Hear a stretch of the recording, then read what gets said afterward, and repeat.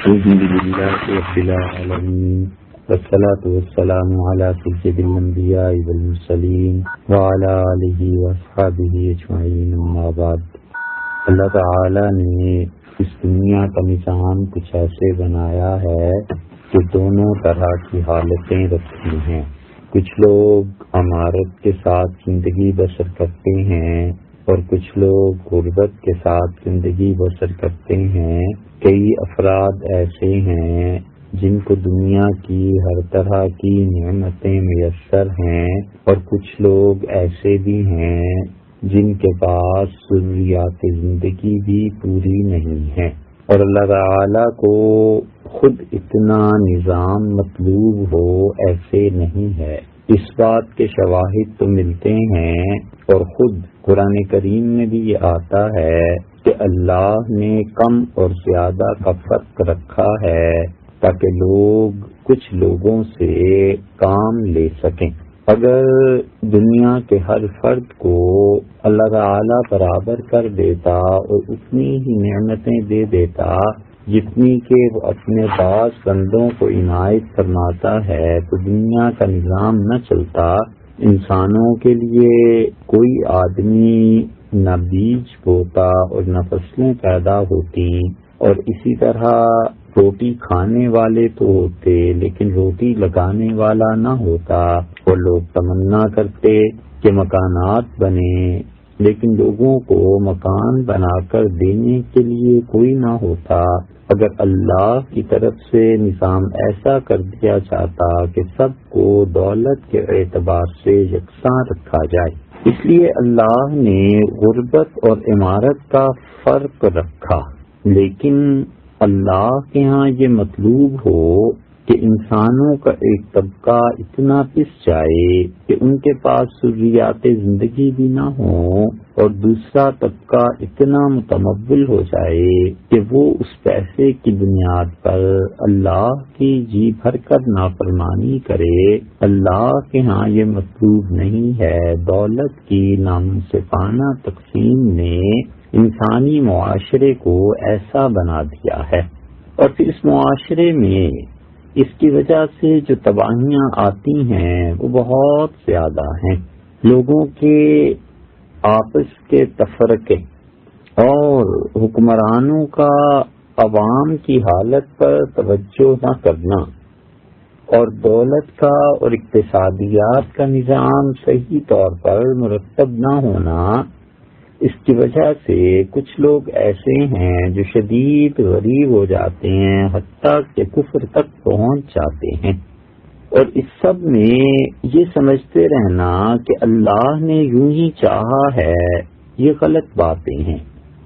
تقدیر کی بات ایک الگ ہے، اللہ کے ہر چاہنے کو تقدیر پر معمول کرنا ایک الگ بات ہے، لیکن اللہ خود یہ چاہتا ہو کہ اس کے بندے بھوک سے مر جائیں، اور دوسری طرف اس کے کچھ بندے اپنی مال اور دولت کو گن بھی نہ سکیں، اللہ کے ہاں یہ چیز نہیں ہے، بلکہ وہ یہ چاہتا ہے کہ تمام انسانوں کو بنیادی ضروریات زندگی مہیا ہو جائیں، اور اس کے بعد بھی جو فرق رہ جاتا ہے بس وہ اللہ کی جانب سے ہے۔ اور اللہ تعالی نے اسی لیے حرام کے جتنے ذرائع ہیں ان پر خدا نے پابندی لگا دی، اور خدا نے یہ چاہا کہ لوگ اس کے حکم پر عمل کرتے رہیں اور دنیا میں ایک توازن کا نظام قائم رہے۔ اس لیے حضور اکرم صلی اللہ علیہ وسلم نے لوگوں کو یہ بتایا کہ وہ پیسے میں کمائی کے لیے اور پیسے کی بڑھوتری کے لیے اور رقم کو میں اضافہ کرنے کے لیے حرام کاموں میں اپنا حصہ نہ ڈالیں، اور اس طرح کے کام نہ کریں جس کی وجہ سے وہ راتوں رات امیر ہونے کا سوچیں اور پھر ان کے ذرائع حرام پر مبنی ہوں جس کی اللہ نے اجازت نہیں دی۔ اس لیے کہ ایسا مال اور ایسی دولت وقت گزرنے کے ساتھ ساتھ نحوستیں لاتی ہے، اور ایسا مال اور ایسی دولت اللہ تعالیٰ اس میں برکتیں نہیں دیتے۔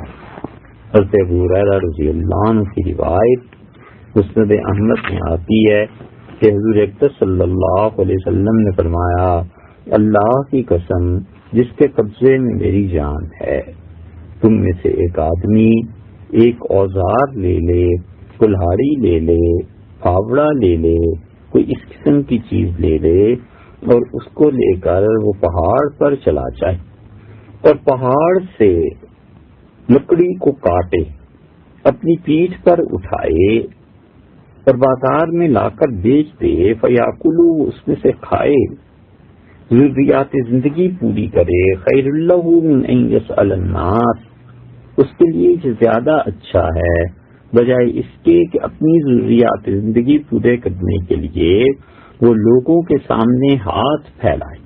اس لیے شریعت نے گداگری کو بہت برا جانا ہے۔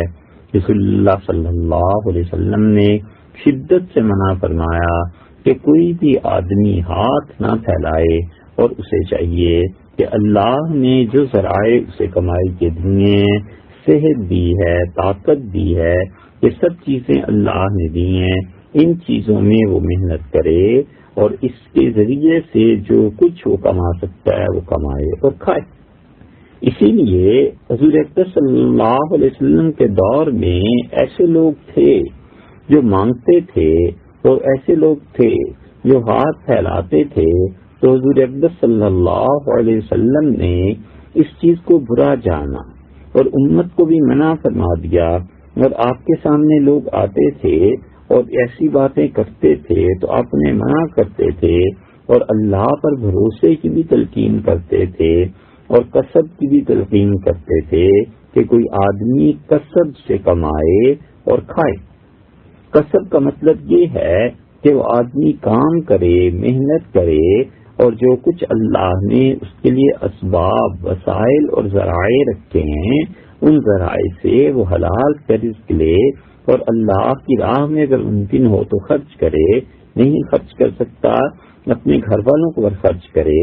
یہ سب چیزیں ہیں اور اللہ تعالی نے اسی مال پر جو انسان اپنے پاس سے کماتا ہے، محنت کرتا ہے، یا پھر یہ کہ اسے وراثت میں مل جاتا ہے، یا پھر یہ کہ کوئی تحفے میں سے دے دیتا ہے، اس قسم کے مال میں برکات کا وعدہ فرمایا۔ حضرت انس رضی اللہ عنہ کی روایت میں آتا ہے کہ وہ کہتے ہیں کہ حضور اقدس صلی اللہ علیہ وسلم نے فرمایا، ترمذی کی روایت کے مطابق، کہ حضرت آدم علیہ السلام کا ایک بیٹا لایا جائے گا، یعنی کوئی انسان لایا جائے گا اور اللہ تعالی کے سامنے پیش کیا جائے گا اور اللہ اسے کہیں گے کہ آتئی تو کا، میں نے تمہیں بہت سی چیزیں دی، بہت سے انعامات دیے، اور حقیقت میں انسان سوچے کتنی کتنی چیزیں اللہ نے دی ہیں، اور پھر اللہ تعالیٰ اسے کہیں گے کہ اس کے ساتھ ساتھ میں نے تمہیں کتنی ہی اسباب اور ذرائع دیے، انعمت علیک، میں تجھ پہ انعام کرتا رہا، وما صنعت، میرے بندے اس دولت کا کیا کیا، اس پیسے کا کیا کیا؟ وہ کہے گا کہ اے پروردگار میں نے اسے جمع کیا، پھر اسے میں نے کسی کام میں لگا دیا، بزنس میں لگا دیا، زمین میں لگا دیا، کسی جگہ بھی، اور اس پیسے سے پھر پیسہ بھی بنتا رہا، اور سب کچھ چھوڑ کر میں واپس آ گیا ہوں تیرے پاس، فَتَرَكْتُهُ أَكْثَرَ مَا كَانَ، اور جو اللہ تو نے دیا تھا اس پیسے کو کئی گنا کر کے میں واپس آیا ہوں، اور اللہ فرجعنی، اب مجھے اس دنیا میں واپس بھیج دیجئے، آتی کا بھی، اور اللہ آتی کا بھی، اللہ اس پیسے کو لے کر میں تیرے سامنے آ جاؤں، میں تیرے پاس آ جاؤں۔ تو آدمی اس غلط فہمی میں مبتلا ہوگا کہ گویا اللہ تعالیٰ اس سے بہت خوش ہیں اور اللہ تعالیٰ اس انسان کی کاوشوں اور محنتوں سے بہت راضی ہیں۔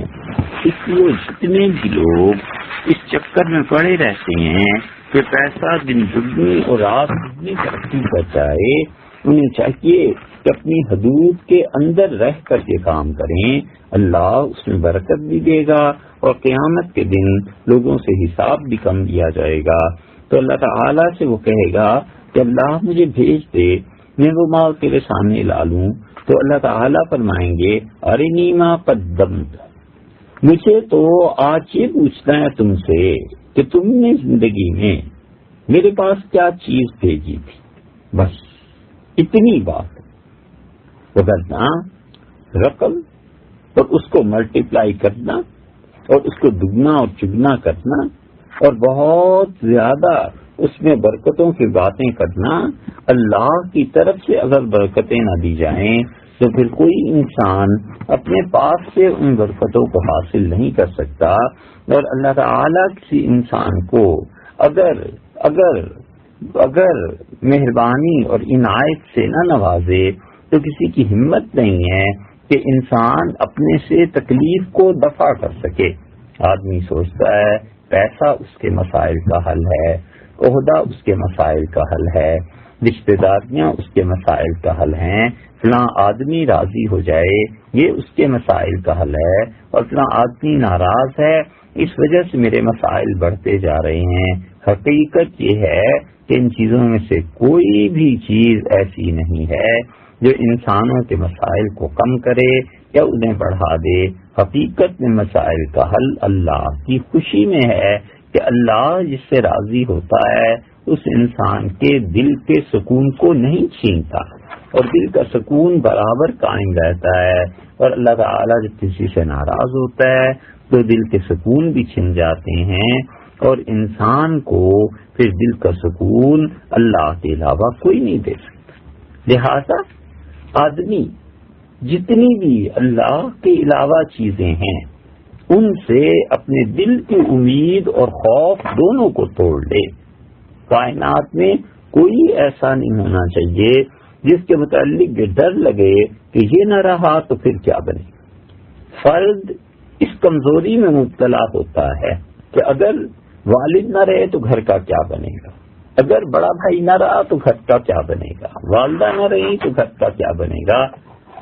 اسباب کے درجے میں یہ ٹھیک ہے، اسباب کے درجے میں سوچنا بھی ٹھیک ہے، لیکن اسے اپنا پروردگار سمجھنا، عقل کل سمجھنا غلط بات ہے. اللہ اللہ ہے اور اس کی مخلوق مخلوق ہے. ساری مخلوق کی محبت کو دل سے نکالے اور افراد کا مجموعہ پھر آگے بڑھ کر یہ سوچتا ہے کہ یہ صدر نہ رہا تو کیا ہوگا، یہ فلاں شخص وزیر نہ رہا تو کیا ہوگا، فلاں بادشاہ نہ رہا تو کیا ہوگا. ارے کچھ بھی نہیں ہوتا، اللہ جو چاہے گا وہ ہوگا اور جو وہ نہیں چاہے گا نہیں ہوگا. اللہ کے علاوہ ہر چیز کی نفی کرے، دولت کی بھی نفی کرے، عہدے کی بھی نفی کرے، اور لوگوں کے ساتھ تعلق کی بھی نفی کرے، اور لوگوں کا خوف اور لوگوں کی محبتیں اس کی سب سے زیادہ نفی کرے اور اپنی نفی کرے. اور پھر جو کچھ وہ خواب دیکھتا ہے، جو کچھ وہ عالم کشف میں دیکھتا ہے، جو کچھ وہ اپنی نیکیاں دیکھتا ہے، سب کی نفی کرے کہ یہ اللہ کے علاوہ غیر ہے. کشف اللہ نہیں، اس کی دعا اللہ نہیں، اس کا نفس معبود نہیں. اس انسان کی جو بھی اچھی حالتیں ہیں اس کی معبود نہیں. معبود ایک ہے، اللہ ایک ہے. بس جب لا الہ الا اللہ پڑھ دیا تو اس لا کی تلوار کے نیچے لا کے سب کی نفی کرے اور الا اللہ سے اللہ کا اثبات کرے کہ اللہ تو ہے، آپ کے علاوہ کوئی نہیں. اپنی نفی کرے کہ میں کچھ نہیں، میرے اعمال کچھ نہیں، میری نیکیاں کچھ نہیں، اللہ ہے. چاہے تو قبول فرما لے اور چاہے تو رد کر دے. گناہ پر ڈرنا اس سے کہیں بڑا معاملہ انسانوں کا یہ ہے کہ نیکیوں پر اتراتے ہیں، گناہ پہ نہیں ڈرتے اتنا جتنا نیکی پہ اتراتے ہیں. کوئی نہ کوئی وقت ایسا آ جاتا ہے جب اپنی نیکی کو گنتا ہے، جب اپنی نیکی کا اظہار کرتا ہے. اللہ کے علاوہ غیر کی نفی کرنی چاہیے، اللہ کے علاوہ غیر کو دھو دینا چاہیے، اللہ کے علاوہ غیر کو جھوٹ قرار دے کے توبہ کرنی چاہیے. کچھ نہیں ہے سوائے اللہ کے، اسی سے خوف اور اسی سے امید بس خوف اور امید جب خالص اللہ سے ہوتے ہیں تب جا کر انسان کا ایمان خالص ہوتا ہے۔ تو یہ آدمی جو عمر بھر پیسے کے گھمنڈ میں رہا، یہاں انویسٹمنٹ ہو یہاں انویسٹمنٹ ہو، اس طرح بڑھ جائے اور اس طرح بڑھ جائے، اللہ تعالیٰ اسے کہیں گے ارنی ما قدمت، مجھے تو آج وہ دکھاؤ جو تم نے میرے پاس بھیجا ہے۔ جو اللہ کے بندوں کے کام کرنے میں صرف ہو گیا، اللہ کے بندوں کے لیے اچھی چیزوں میں صرف ہو گیا، اللہ کی مخلوق کی کوئی خدمت ہو گئی، کسی کو کھانا کھلا دیا، پانی پلا دیا، کسی کے مسائل اور تکالیف حل کرتے، انسانوں کی تکالیف کو دور کرنا اور انسانوں کے مسائل کو دور کرنا بہت بڑی نیکی ہے، بہت زیادہ اجر اللہ نے اس میں رکھا ہے۔ کوئی انسان اپنے مسائل کو اور کوئی انسان اپنی ذات کی پریشانیوں کو اللہ کے ساتھ جوڑ لے، یعنی اللہ سے عرض و معروض کرتا رہے، یہ بھی ٹھیک ہے، اور کوئی انسان دوسروں کے کام آتا رہے، وہ بھی ٹھیک ہے۔ اپنی ذاتی پریشانیوں کو سوچے کہ جس طرح میں پریشان ہوتا ہوں اللہ کی اور مخلوق بھی ایسے ہی پریشان ہوتی ہے، کس طرح میں کام کرتا ہوں اور کس طرح لوگ جیتے ہیں، تو جہاں تک ہو سکے اللہ کی مخلوق کے کام آتا رہے۔ یہ اللہ کا کنبہ ہے، جو کچھ آج خرچ کرے گا اس کنبے کا مالک کل اسے لوٹا دے گا۔ اس لیے اس سے پوچھیں گے کہ ارنی ما قدمتا، مجھے تو آج وہ چیز دکھاؤ جو تم نے ہمارے پاس بھیجی۔ فیقول، وہ عرض کرے گا رب جمعتہ، اللہ میں نے اس پیسے کو جمع کیا تھا، ایک ایک کوڑی، ایک ایک پیسہ، ایک ایک ٹکا جمع کرتا رہا۔ سمرتہ، اور سمرتہ اس کا ثمر، اس کا پھل، اس پیسے کا نفع اٹھایا تھا۔ فترکتہ اکثر ما کان، اللہ جتنا آپ نے دیا تھا نا اس سے کئی گنا زیادہ میں چھوڑ کر آیا ہوں۔ اب یہ پھر وہی بات کرتا ہے، ذاتی پیسے کی بات، اتنا چھوڑ کے آیا ہوں، اتنا چھوڑ کے آیا ہوں۔ یہ سب چیزیں ایسی ہیں جو اللہ کے ہاں عذاب کا موجب بن جائیں گی، کام وہی آئے گا جو کچھ کے خرچ کر دیا۔ دنیا کی زندگی دیکھ لیں، یہاں بھی کام وہی آتا ہے جو انسان نے کھا لیا، پی لیا اور اس کے بعد اپنے لباس میں خرچ کر لیا، باقی اس سے بڑھ کر کوئی چیز کام آئے کچھ نہیں ہے، کوئی چیز کام آنے والی نہیں ہے۔ جو چھوڑ گیا ہے یہ تو وارثوں کا مال ہے جو اس نے چھوڑا ہے، اللہ کے ہاں پہنچ کر وارثوں کے مال پر پوچھا جائے گا یہ کہ جو کچھ تم چھوڑ کر آئے تھے وہ کیا کیا، وہ کیسے رہ گیا تھا مال۔ یہ ان میں سے ایک مجرم ہے جو پکڑا ہوا ہے اور اس سے سوال جواب ہو رہے ہیں، اور وہ کہتا ہے فرجعنی آتی کبھی، اللہ آپ مجھے بھیج دیجئے، میں اس پیسے کو واپس لے آؤں، آپ کو دکھاؤں کتنا کام میں نے کیا، مال پیسہ بڑھا لیا اور بڑھا لیا، اللہ کی راہ میں کتنا خرچ کیا۔ اللہ تعالیٰ فرشتوں کو کہیں گے کہ اس آدمی کو لے جاؤ اور جہنم میں پھینک دو، اس لیے کہ اللہ کے ہاں کچھ نہیں بھیجا، کوئی خیر کی چیز نہیں تھی جو اللہ کے ہاں بھیجی۔ کسی غریب پہ خرچ کرتا، اللہ کی راہ میں خرچ کرتا، اللہ تعالیٰ کے ہاں اس پہ ثواب ہوتا، خدا اس پیسے کے خرچ کرنے سے خوش ہوتا۔ پیسہ خرچ کرے اللہ کی راہ میں اور غور کرے کہ سب سے زیادہ اب اللہ کس بات کو چاہے گا کہ پیسہ وہاں پر خرچ کروں۔ انسان کو چاہیے کہ ہر لمحہ چوکنا رہے، ہر لمحہ چوکنا رہے اور آنکھیں کھول کے اس دنیا میں جیے، سوچیں کہ میں نے کیا کرنا ہے، اللہ کس چیز سے راضی ہے، اللہ کس چیز سے خوش ہے۔ اب رمضان آ رہا ہے، 2 ماہ رہ گئے، ہزاروں آدمی اس فکر میں ہوں گے کہ اس سال رمضان میں عمرہ کریں اور بچوں کو لے جائیں، والدین کو لے جائیں، فلاں کو لے جائیں، فلاں کو لے جائیں۔ ہزاروں افراد اس وقت اس سوچ میں ہوں گے، پھر دھڑا دھڑ ویزے لگیں گے، پھر اس ملک میں حال یہ ہے کہ فلائٹس کم پڑ جائیں گی اور پیسے دے دے کے، بعض اوقات رشوت دے کے سیٹ کنفرم کرائیں گے، کہ کسی طرح رمضان میں تو پوچھو ہی نہیں، اور رمضان کے بعد پھر عید کے بعد جب ملیں گے فقریہ طور پر دعوتیں ایک دوسرے سے. آپ کو تو معلوم ہے پچھلے 20 سال سے میں تو رمضان حرم شریف میں ہی گزارتا ہوں. اللہ کے گھر میں رمضان گزارنے سے بہتر یہ تھا کہ وہ خدا کے کسی نیک بندے کی صحبت میں رہتا اور سیکھتا کہ جھوٹ سے اپنے آپ کو کیسے پاک کیا جاتا ہے. وہ خدا کے گھر میں چلا جائے اور رمضان 29 نہیں 30 دن کا ہو جائے، اور لوگ ایک ایک عمرہ روز کرتے ہوں گے. یہ ایک صبح کرے، ایک دوپہر کرے، ایک شام کو کرے، ایک رات کو کرے اور ایک تہجد میں کرے. 5 عمرے بھی روز کرے نا، اور 150 عمرہ بھی لے کے آئے. اس سے بہتر تھا، اس 150 عمرے سے بہتر یہ تھا کہ وہ ایک مہینہ خدا کے کسی نیک بندے کی صحبت میں رہ کے انسان بنتا، انسان ہوتا. اس لیے عمرہ بھی کرتا ہے، واپس آ کے جھوٹ بھی بولتا ہے. عمرہ بھی کرتا ہے، واپس آتا ہے اور نگاہ پھر بھی ناپاک رہتی ہے. عمرہ بھی کرتا ہے اور واپس آ کر لوگوں کے مال میں گڑبڑ بھی کرتا ہے. عمرہ بھی رمضان میں کرتا ہے اور واپس آ کے اپنے رشتہ داروں کے حق میں کوئی خیر کی بات نہیں کرتا. یہ سب چیزیں اسے اللہ کے ہاں سے بچا لیں گی. عجیب تصور ہے اس دین کا. اسلام تو ایسا ہو گیا کہ کچھ لوگوں کی عقل کے تابع ہو گیا. جو ان کی عقل میں آئے بس وہی اسلام ہے. ان کی عقل میں یہ آ جائے کہ قربانی نہ کریں تو دین ہے، اور ان کی عقل میں یہ بات آ جائے کہ نماز نہ پڑھیں اور 10 آدمیوں کو کھانا کھلا دیں تو یہ ان کا دین ہے. جس کی جو سمجھ میں آتا ہے بس وہ دین بن گیا.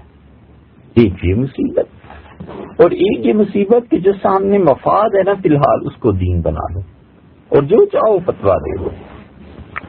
ایک آدمی مدرسے اور مسجد میں 10 لاکھ لے آئے، اس کے لیے فتویٰ اور ہو جائے. اور کوئی آدمی جو مسجد سے فرض کر لیجئے کہ اسے مسجد کے میں نہیں آتا، اس کے لیے فتویٰ اور ہو جائے. ایک آدمی جو مولوی صاحب کی پیر صاحب کی خدمت کرتا ہے اس کے لیے فتویٰ اور ہو جائے. اور اس آدمی کو اگر نفرت ہے تو اس کو مولوی صاحب اور فتویٰ دیں گے، اس لیے نہیں کہ اللہ کا حکم بدل گیا، اس لیے کہ اس کو نفرت کیوں. عجیب و غریب حالت ہے دین کی. سچائی مفقود ہو گئی، شرافت ختم ہو گئی، انسانیت مٹ گئی اور رواداری اس کا نشان ختم ہو گیا، مر گئی. یہ لوگ سمجھتے ہیں یہ دین ہے اور رمضان میں عمرے ہو رہے ہیں، جا رہے ہیں. حالانکہ وہ سوچتا جس 2 لاکھ سے اس سے عمرہ کرنا ہے نا، اس کے محلے میں کتنی بچیاں ایسی ہیں جن کی 2 لاکھ میں جن کی شادی ہو سکتی تھی. خاموشی سے جاتا اور کہتا بہن بیٹی ہے آپ کے یہاں مشکل حالات ہیں، 1 لاکھ روپیہ لے لیجیے، یہ اپنی بیٹی کی صاحبزادی کی شادی کر دیجیے. اللہ اس سے خوش ہوتا، اللہ اس سے بہت راضی ہوتا.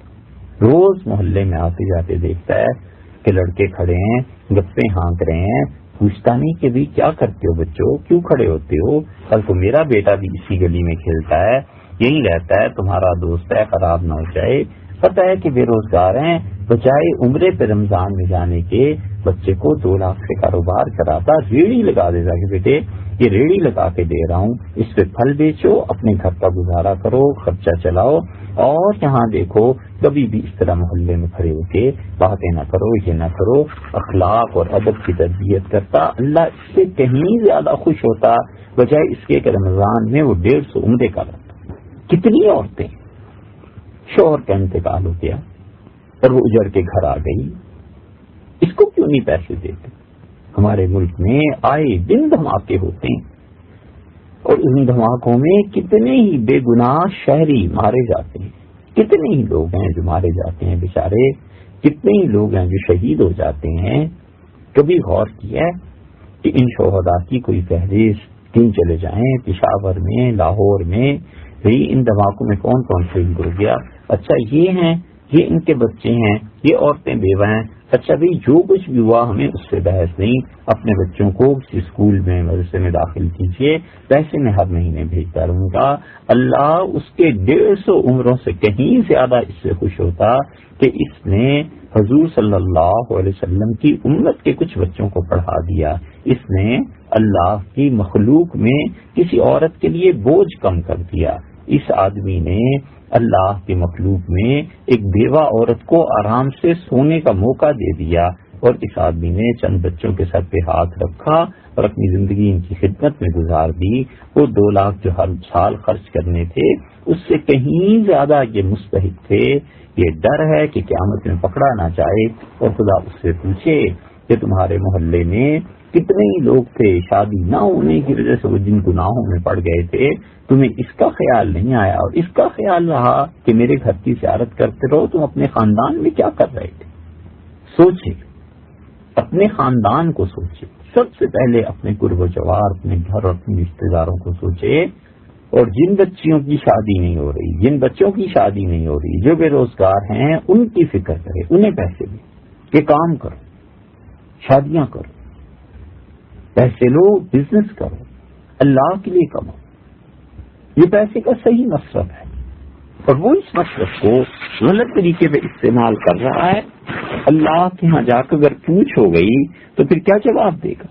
اس لیے حضور اکبر صلی اللہ علیہ وسلم نے بتلایا کہ اس آدمی کو دیکھو، اس کا حال یہ ہے کہ وہ کہے گا اللہ مجھے واپس بھیج دے، میں اور پیسے لے کے جو کمائے ہیں اس سے بھی زیادہ لا کر تیرے سامنے رکھتا ہوں، تو اللہ تعالی کے ہاں سے اس انسان کو سزا ملے گی، اس لیے کہ اس نے پیسہ اللہ کی راہ میں خرچ نہیں کیا، اللہ کے پاس بھیجا نہیں، لوگوں کی مدد نہیں کی، خدا کے لیے مالی طور پر جو عبادت کرنی چاہیے تھی اس عبادت میں اس کی کمی رہ گئی۔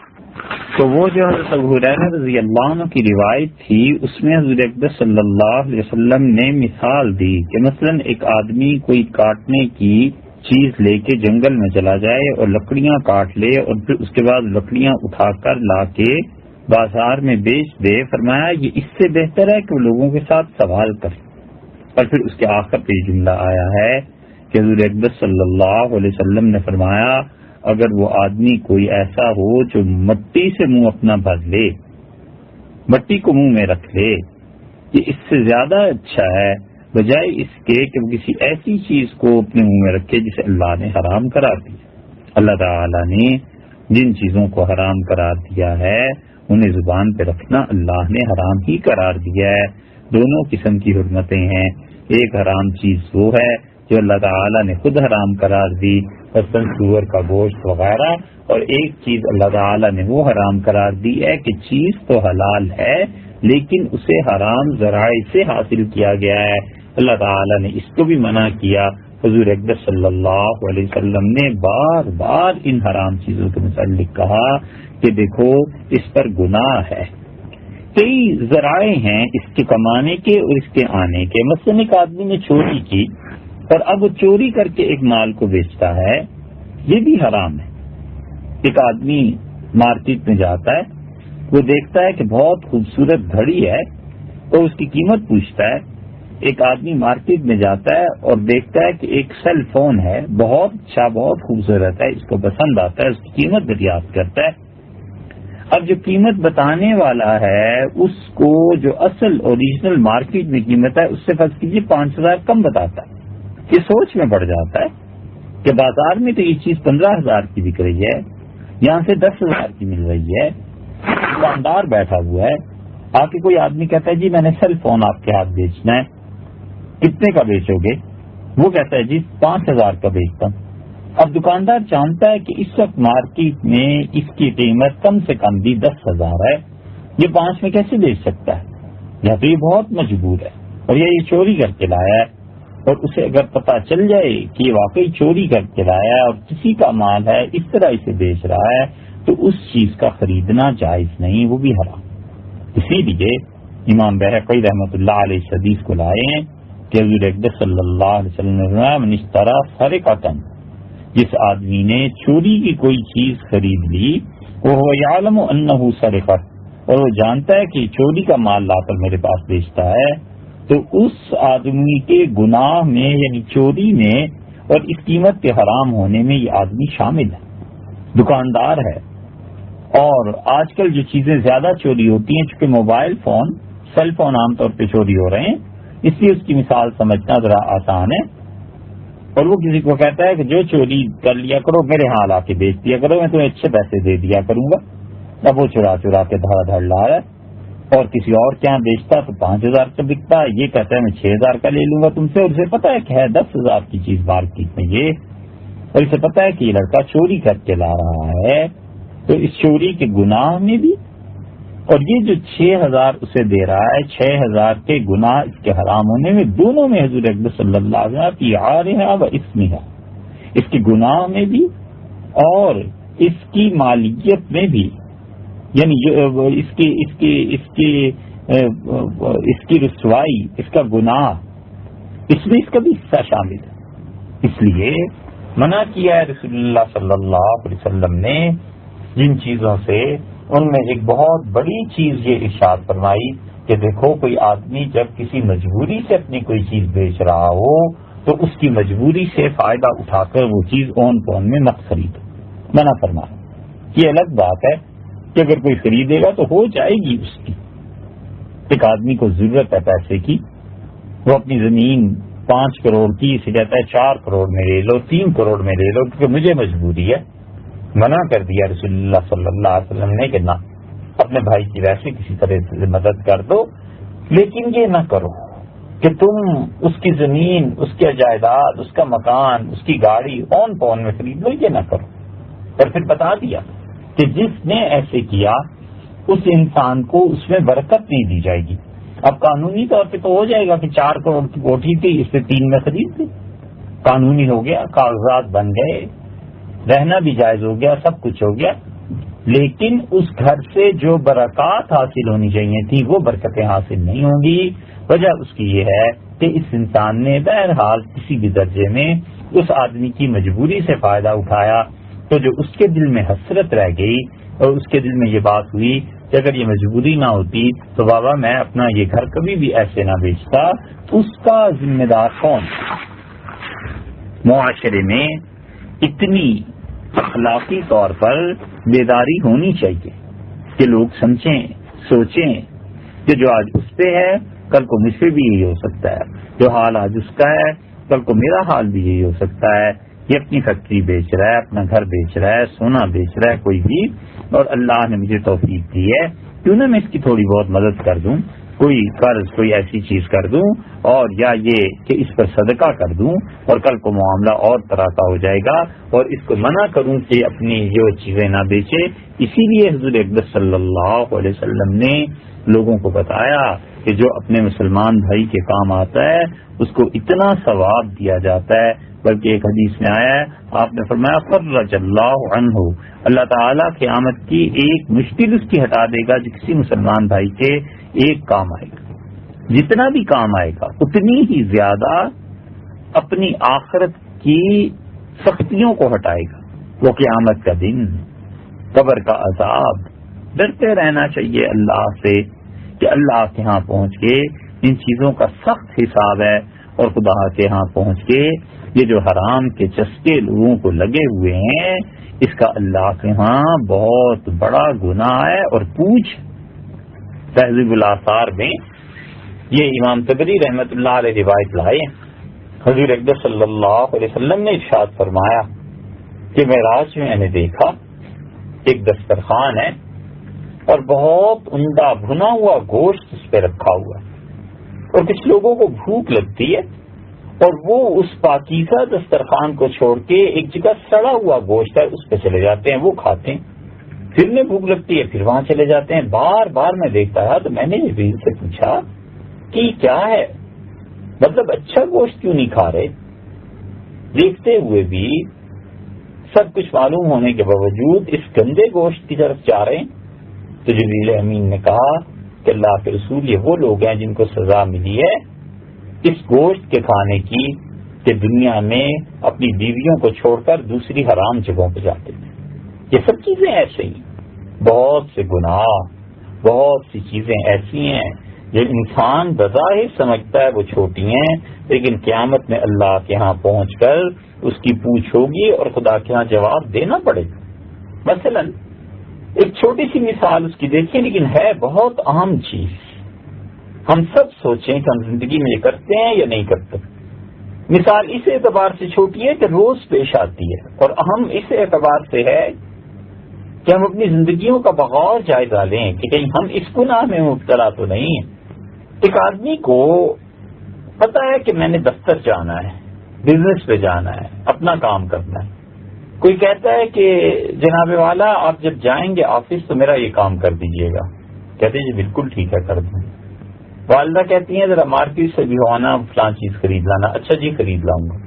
گاڑی والے کو فون کر کے کہتا ہے کہ گاڑی لا رہا ہوں، اس کی دھلائی بھی کر دینا۔ وہ کہتا ہے جی آپ آ جائیں، دھلائی ہو جائے گی۔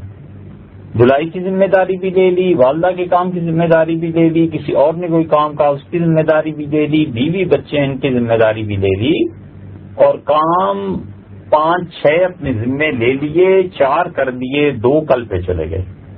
کل والے 2-3 کام اور آ گئے۔ اب شام کو آئے تو والدہ نے پوچھا کہ مجھ سے جو کہہ کے گئے تھے لائے کیوں نہیں؟ تو وہ یاد نہیں رہا، فرصت نہیں رہی، فلاں جگہ پہ دیر ہو گئی تھی۔ یاد نہ رہنا تو چلیے ایک عذر ہے جو شریعت بھی تسلیم کرتی ہے، لیکن اتنے سارے کاموں کی ذمہ داری لے لینا اور کچھ کاموں کو کرنا اور کچھ کو چھوڑ دینا، یہ شرعاً گناہ کی بات ہے۔ مت کرے، اپنے ذمے صرف اتنے کام لے جتنے وہ کر سکتا ہے بس۔ آدمی غیر ضروری وعدے کر کے پھر سے پورا نہ کر کے لوگوں کو پریشان کرتا ہے، گناہ گار ہوتا ہے، اور یہ خاص طور پہ ان لوگوں میں پائی جاتی ہے جو مذہبی جذباتی ہوتے ہیں۔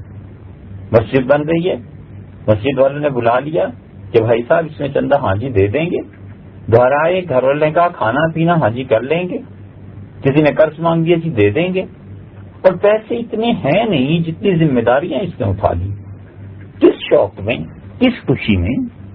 مسجد والے الگ پریشان، گھر والے الگ پریشان، جس سے قرض کا وعدہ کر لیا تھا وہ الگ پریشان۔ یہ سب کی سب چیزیں گناہ میں شامل ہیں۔ کبھی آدمی اس چیز کی ذمہ داری نہ لے جس کو وہ نہیں پورا کر سکتا، ذمہ داری لے اور نبھائے۔ اسی لیے بزرگوں نے کہا کہ سخی سے شوم بھلا کہ ترت دے جواب۔ سخی آدمی آج آ جاؤ، کل آ جاؤ، صبح آ جاؤ، شام آ جاؤ، اس سے تو کنجوس اچھا جو ایک بار کہہ دیتا ہے کہ بھائی نہیں دینے۔ یہ اتنا بڑا گناہ ہے، اتنا بڑا گناہ ہے، ہم اس پہ غور کریں کہ حضور اقدس صلی اللہ علیہ وسلم نے فرمایا، تہذیب الآثار میں امام طبری رحمۃ اللہ علیہ کی روایت لائے کہ آپ نے فرمایا میں نے معراج کی رات میں ایک آدمی کو دیکھا کہ اس نے لکڑیاں جمع کی اور پھر سے اٹھانے لگا، اور تکلیف اتنی تھی کہ اٹھا نہیں سکا، پھر اور لکڑیاں لاتا ہے، گڈھا بناتا ہے، پھر اسے اٹھانا چاہتا ہے اور نہیں، پھر اس گڈھے کو کھول کے اس میں اور لکڑیاں ڈالتا ہے، پھر اٹھاتا ہے، تو پہلے ہی بوجھ نہیں اٹھایا جا رہا تھا، پھر اور لکڑیوں کا اضافہ کرتا چلا گیا۔ تو میں نے جبریل امین سے پوچھا کہ اسے یہ جو سزا مل رہی ہے، تکلیف ہو رہی ہے اٹھانے میں، مطلب یہ تھا یہ کیا ہے؟ اس سے کہا اللہ کے رسول یہ ایسا شخص ہے جس سے پہلے کی ذمہ داریاں نبھائی نہیں جا رہی تھیں اور ذمہ داریوں میں اضافہ در اضافہ کرتا چلا گیا، اپنا گھر ٹھیک چلتا نہیں، اس کے کام پورے نہیں ہوتے، اور پڑوسیوں کو کہنا کہ آؤ تم بھی اپنے کام لے آؤ، دوستوں کو کہنا کہ تم بھی بتا دیا کرو۔ بہت بری بات ہے۔ بچوں کو سمجھانا چاہیے، بچپن میں تربیت کرنی چاہیے کہ بیٹے جتنا اپنے ہوم ورک، جتنا گھر کا کام ہے یہ کرو، اس کے بعد کسی کا کام کے ہاں نہ کی ذمہ داری لو، مت کرو ایسے۔ یہ عورتیں خاص طور سے اس گناہ میں مبتلا ہے۔ اپنے بچوں کو پڑھانا ہے، اپنے بچوں کو تعلیم دینی ہے جو بنیادی ضرورت ہے، یہ ذمہ داری تھی، یہ پوری نہیں کی، اوپر سے وعدہ ہو گیا کہ جی آپ کے ہاں شادی پہ 2 دن آ کے رہیں گے، آپ کے ہاں شادی پہ آؤں گی اور فلاں تقریب میں شرکت ہوگی۔ اچھی طرح پتا ہے کہ اس تقریب میں رات کو 2 بجے کھانا کھلے گا، رات ساری برباد ہو جائے گی، اور بچوں کے اسکول پہ، ناشتے پہ، ان سب چیزوں پہ فرق پڑے گا، اور اسے اتنا احساس نہیں ہے کہ قیامت میں اس عذاب میں اگر مبتلا کر دی جائے کہ لکڑیاں سمیٹے اور پھر جب نہ اٹھا سکے تو اور اس میں لے آئے اور اس میں لے آئے. یہ اس مرد اور عورت کی حالت ہے جو اپنی ذمہ داریاں نبھا نہیں سکتے اور ذمہ داری اس کے اوپر ڈال دیتے. جی یہ بھی کر لوں گا یہ بھی کر لوں گا. جھوٹے وعدے, دھوکہ لوگوں سے, پھر منہ چھپائے پھرنا. کسی نے کہہ دیا قرض دے دیں 1,000. اب اچھی طرح پتا ہے کہ مہینے کی آمدن مشکل سے 10,000 ہے, اس میں 1,000 نہیں نکل سکے گا. بجائے اس کے کہ اسے صاف کہہ دے کہ بھائی میرے لیے ممکن نہیں ہے, معذرت خواہوں, ہوتے تو ضرور دے دیتا. بھلی اور اچھائی کے ساتھ بھلی طرح بھلے طریقے سے جواب دے دے. اب اسے بھی لٹکا لیا, اور گھر والے اور بجلی کے بل اور پانی کے بل اور گیس کے بل اور فلاں بل, یہ ہر طرف پاؤں پسار لینا, یہ زندگی کو خراب کرنے کی باتیں. اب یہ تو تربیت نہ دی, یہ تربیت نہ کرے اور بھاگے چلے جا رہے ہیں, نفل حج کر رہے ہیں اور عمرے کر رہے ہیں رمضان کے. اس سے بہتر تھا کہ کہیں رہ کے تربیت حاصل کرتے, انسان بنتے, اور لوگوں کو, معاشرے میں افراد کو اس شخص سے تکلیف نہ ہوتی, اس شخص سے دقت نہ ہوتی. آدمی دن میں 3 کام کر سکتا ہے تو 2.5 کی ذمہ داری لے لے, اور آدمی اگر 10 کام کر سکتا ہے تو 8 کی ذمہ داری قبول کرے, صاف نہ کر دے تاکہ اس کی وجہ سے کسی کو تکلیف نہ پہنچے. صاف کہہ دے کہ بھائی یہ کام ہم نہیں کر سکتے. یہ سب چیزیں حضور اقدس صلی اللہ علیہ وسلم نے بتائی ہیں کہ قیامت میں یہ جمع ہو جائیں گی چیزیں. جھوٹا وعدہ حرام ہے, رزق حرام ہے, اصل میں اللہ نے کسی چیز کو حرام قرار دیا ہے. سب چیزوں سے بچے. مال حرام ہے. حضور اقدس صلی اللہ علیہ وسلم نے فرمایا, ابن حبان نے اپنی صحیح میں یہ روایت نقل کی ہے کہ من جمع مالا حراما, جس آدمی نے حرام مال جمع کیا, ثم تصدق به, پھر وہ اس کے ذریعے سے صدقہ کرتا ہے, لم یکن له فیہ اجر وکان اسرہ علیہ, اس آدمی کو اجر بھی نہیں ملے گا اور یہ حرام کا صدقہ, اس کا گناہ اس کے ذمے آ جائے گا. حرام کا صدقہ اگر اللہ تعالیٰ قیامت میں معاف کر دے تو بس اتنا ہی بہت بڑی بات ہے, بڑا کرم ہے اس کا, بڑی مہربانی ہے اس کی. اگر حرام مال کے صدقے کو اللہ معاف کر دے تو, وگرنہ حقیقت میں حرام مال کو اللہ کے پاس بھیجنا, صدقہ کرنا, یہ سمجھنا کہ اس پہ ثواب ملے گا. فقہا نے اسے کفر لکھا ہے. کس شخص کے ذہن میں آتا ہوگا کہ فقہا اتنی جلدی کفر کی باتیں کیوں کرتے ہیں؟ کفر اس لیے لکھا ہے میرے بھائی کہ آپ فرض کر لیجئے آپ کی صدر مملکت سے دوستی ہے, وزیر اعظم سے, کمشنر سے, کسی محکمے کے کسی بڑے افسر سے, آپ خود بڑے افسر ہیں, کوئی آدمی گندگی سے بھرا ہوا ٹوکرا بھیجتا ہے, تعفن اور بو ہے, کوئی کہتا ہے کس لیے, تو کہتا ہے صاحب یہ آپ کے لیے لایا ہوں, یہ آپ کو تحفہ دے رہا ہوں. تو سوچو ذرا کہ اس بادشاہ کے ہاں سے سزا ملے گی یا بادشاہ تعریف کرے گا کہ بہت اچھا تحفہ لائے. اس لیے جو شخص حرام کا صدقہ کرتا ہے, معاذ اللہ, وہ اللہ تعالیٰ کا مذاق اڑاتا ہے. وہ اس گندگی کو خدا کے لیے خرچ کرنا چاہتا ہے, اس گندگی کو خدا کے نام پہ دیتا ہے, تو اللہ کو غصہ نہیں آئے گا. اس لیے فقہا نے لکھا ہے کہ اللہ کی توہین کفر ہے. اصل بات یہ ہے, تہ میں اور گہری ہے اور جڑ ہے. تو اللہ تعالیٰ کی توہین کفر ہے, بس اس کام میں پڑے. اسی طرح جس انسان نے حرام کا مال اس امید پہ خرچ کر دیا کہ اس پہ اللہ اسے ثواب دے گا, بس اپنی خیر منائے. اللہ کے ہاں سے اس انسان کو جوتے نہ پڑیں اور خاتمہ بالخیر ہو جائے, ایمان پہ کہیں موت آئے اور اللہ قیامت میں اس گناہ کو معاف کر دے, غنیمت جانے, وگرنہ پکڑا جائے گا اور خدا کے ہاں پوچھ ہوگی. اور اسی کے لیے حضور اقدس صلی اللہ علیہ وسلم یہ اللہ سے ارشاد فرمائے ہیں کہ وکان اسرہ علیہ, اور گناہ اس کے ذمے باقی رہے گا, یعنی خدا کے ہاں پکڑا جائے گا. طبرانی کی روایت میں اسی قسم کے الفاظ آئے ہیں, اور وہاں ہے من کسب مالا من حرام, جس آدمی نے حرام سے مال کمایا, فاتق منہ, اور اس نے کوئی غلام خرید کے آزاد کر دیا یا اپنے رشتہ داروں کے ساتھ حسن سلوک کیا, کان ذالک اسرا علیہ, اللہ کے ہاں یہ گناہ اس پہ پڑے گا, خدا کے ہاں پکڑا جائے گا. جوا کھیل لیا, چوری کر لی, رشوت لے لی, دھوکہ دے کے زمین کسی اور کی تھی فروخت کہیں اور کر دی, اچھی طرح پتا تھا کہ زمین فروخت ہو چکی ہے، پھر اسے دوسری زمین دے، دوسرا گاہک اس پہ بھگتا دیا، کوئی ایک طریقہ ہے حرام کا؟ ان سب چیزوں پہ اب یہ جو حرام کمال کما رہا ہے، چوری وغیرہ وغیرہ، ان طرح سے اس سے لا کے وہ اپنے گھر والوں کو دیتا ہے، بچوں کو دیتا ہے، یہ صلہ رحمی ہو رہی ہے، رشتے داریاں جوڑ رہی ہیں۔ انجام کیا نکلا؟ امام ابو داؤد رحمۃ اللہ علیہ نے اپنی مراسیل میں یہ ذکر کیا ہے حدیث، مرسل حدیث کا مطلب یہ ہے کہ کوئی تابعی رحمۃ اللہ علیہ حضور اقدس صلی اللہ علیہ وسلم سے روایت کریں اور صحابی رضی اللہ عنہ کا نام نہ لے، تو صحابہ رضی اللہ عنہ یہ تو سب کے سب سچے لوگ تھے، صحابہ کرام رضی اللہ عنہم یہ تو سب کے سب اچھے لوگ تھے، اس لیے صحابی رضی اللہ عنہ کا نام نہ لے کوئی تابعی اگر، تو پھر وہ حدیث قابل قبول ہوتی ہے ہمارے نزدیک، حنفی فقہا کے نزدیک۔ ہاں یہ کہ تابعی خود سچا آدمی ہونا چاہیے، تو وہاں پہ اس روایت کو کہتے ہیں مرسل۔ امام ابو داؤد رحمۃ اللہ اپنی مراسیل میں یہ لائے ہیں، مراسیل مرسل کی جمع۔ ارشاد ہے من اکتسب مالا من مقسم، جس آدمی نے گناہ کے ذریعے پیسے کمائے اور پھر وہ رشتہ داریاں جوڑتا ہے، صدقہ کرتا ہے، انفقہ فی سبیل اللہ، اللہ کی راہ میں نفقہ کرتا ہے، خدا کی راہ میں خرچ کرتا ہے۔ اب پیسہ بنیادی طور پر حرام کا ہے بھئی، تم اگر اپنے رشتہ داروں پہ خرچ کرتے ہو تو جس آدمی کی زمین میں فراڈ کیا ہے اس کو پیسہ چبھتا تھا، برا لگتا تھا، اس نے اپنے رشتہ داروں پہ خرچ نہیں کرنا تھا۔ اس سے کوئی پوچھے کہ تم جو چوری کر کے مال لائے ہو تو جن کے گھر میں وہ کمی ہو گئی ہے بیچارے کہاں سے پوری کریں گے اسے؟ کتنے ہی ذرائع ہیں، اور ان لوگوں کے لیے نہیں جو غریب ہیں۔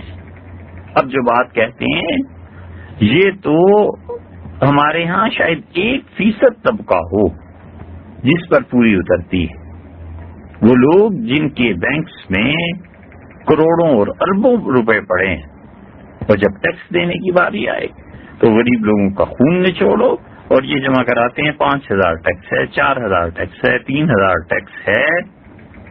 اور یہ جو مملکت کے ٹیکس کی چوری یہ لوگ کرتے ہیں، 1% طبقہ تقریباً، یہ باقی مال حلال ہے سارا، وہ سارا مال جمع ذالک کلہ جمیعا، حضور اقدس صلی اللہ علیہ وسلم نے فرمایا وہ سارا مال جمع کیا جائے گا اس مال والے کے ساتھ، فقذف بہ فی جہنم، جہنم میں خدا حکم دے گا کہ پھینک دو۔ جہنم کوئی چھوٹی چیز نہیں، ہاتھ پہ انگارہ رکھ کے آدمی سوچے کہ یہاں تو ہاتھ جل جائے گا، شدت تپش، کیا ہوگا؟ مر جائے گا۔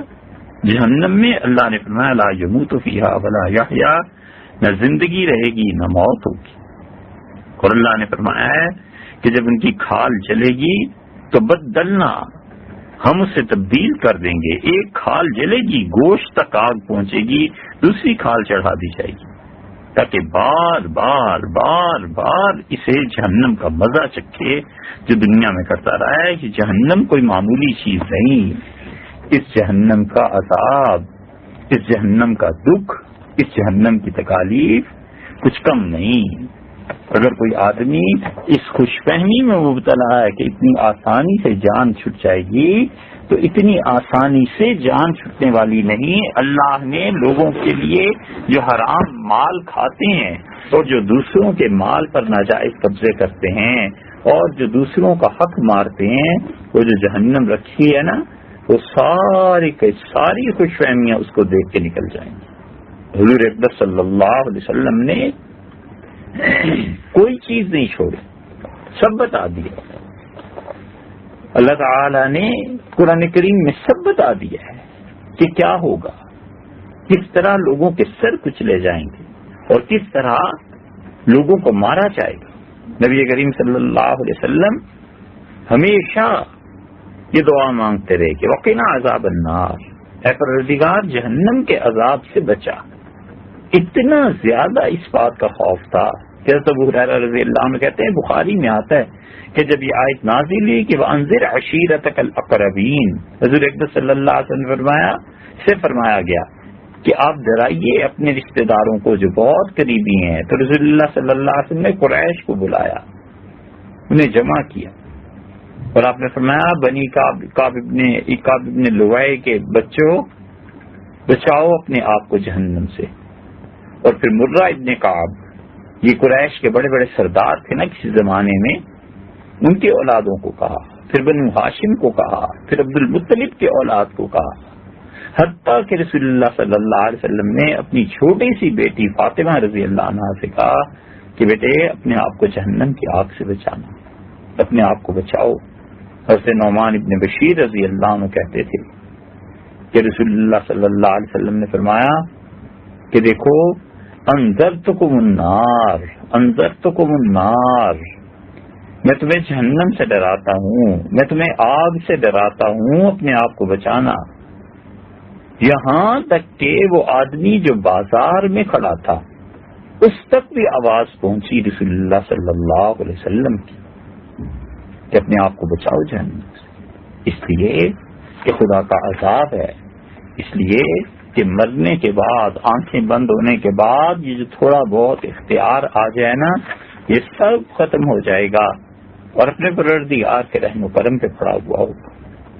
اور اللہ کو اپنی مخلوق بڑی عزیز ہے، بہت زیادہ عزیز ہے، بہت زیادہ خدا کو اپنی مخلوق سے پیار ہے. اللہ کی مخلوق کو تنگ نہ کرے، اللہ کی مخلوق کو ستائے نہیں، اللہ کی مخلوق کا مال، اس کی جان، اس کی عزت، اس کا احترام کرے. ابن ماجہ میں آیا ہے اور چھوڑیے مسلم اور ترمذی میں آیا ہے، رسول اللہ صلی اللہ علیہ وسلم قیامت میں جب جہنم لائی جائے گی 70,000 لگامیں زنجیریں ڈال کر اسے لایا جائے گا، کھینچا جائے گا، اور ہر ایک زنجیر کے ساتھ 70,000 ملکن 70,000 فرشتے ایک ایک زنجیر کو کھینچ رہے ہوں گے. وہ اتنی بڑی چیز، وہ اتنی تباہ کن چیز. اور رسول اللہ صلی اللہ علیہ وسلم نے فرمایا یہ جو تم آگ جلاتے ہو نا یہ جہنم کی آگ کو 70 مرتبہ کم کر کے بھیجی گئی ہے. انہا فضلت علیہا ب69 جزءا کلہن مثل حرھا.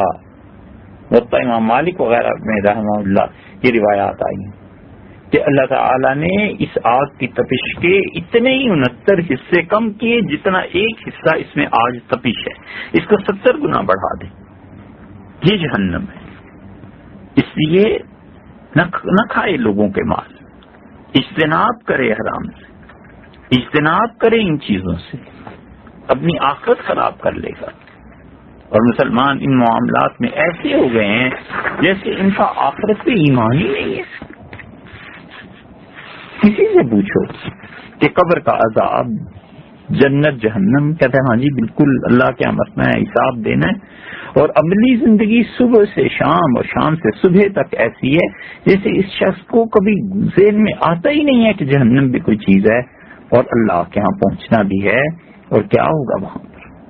حضور اکبر صلی اللہ علیہ وسلم نے فرمایا یاتی علی الناس زمان، لوگوں پر ایک ایسا زمانہ آ جائے گا لا یبالی المرء ما اخذ، آدمی کو پرواہ ہی نہیں ہوگی کہ پیسہ کہاں سے آ رہا ہے، امن الحلال ام من الحرامی، حلال سے آ رہا ہے یا حرام سے آ رہا ہے، کدھر سے پیسہ آ رہا ہے اسے پرواہ ہی نہیں ہوگی. تو کم سے کم اپنے آپ کو تو ان لوگوں میں شامل نہیں کرے، حلال حرام کی تمیز رکھے، سوچے کہ سب کچھ چھوڑ کے جانا ہے. اور آج جن کے تعیشات کے لیے حرام کمایا جا رہا ہے خدا کے ہاں پہنچ کے اس آدمی کو جواب دینا پڑے گا. لوگوں کی مجبوریوں سے فائدہ اٹھانا، ان کی چیزوں کو اون پون میں بکتی ہوئی چیزوں کو خریدنا، بچے اس سے، اس لیے کہ وہ آدمی مجبوری میں بیچ رہا ہے، اس کا پروردگار تو دیکھ رہا ہے نا کہ کون کس کی مجبوری سے ناجائز فائدہ اٹھا رہا ہے. قانون کے علاوہ مروت، ایک دوسرے کے ساتھ تعلق، محبت، اللہ کی مخلوق سے نرمی سے پیش آنا، یہ اعلیٰ درجے کی انسانی اخلاقیات ہیں جس کی حضور اکبر صلی اللہ علیہ وسلم نے امت کو تعلیم دی.